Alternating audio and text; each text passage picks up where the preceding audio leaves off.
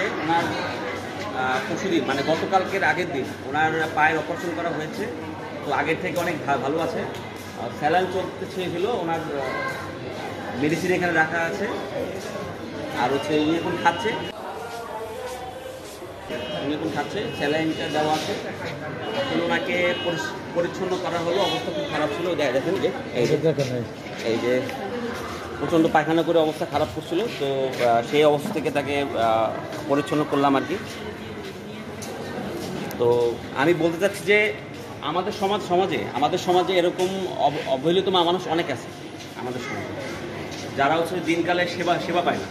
তো আপনারা যারা আমার কথা শুনতেছেন সকলকে একটা কথা বলি যে এই ধরনের অবহেলিত মানুষ যাদের দিনগুলি কেউ নেই, তাদের পাশে দাঁড়ান, একটু সময় নিয়ে দাঁড়ান, দেখেন তাদের কী লাগে, কী প্রয়োজন।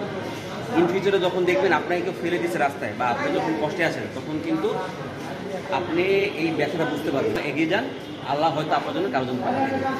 আমি তানা সাহিব খান, এখন আছি আপনাদের সঙ্গে। ভালো থাকবেন, সুস্থ থাকবেন। আসসালামু আলাইকুম।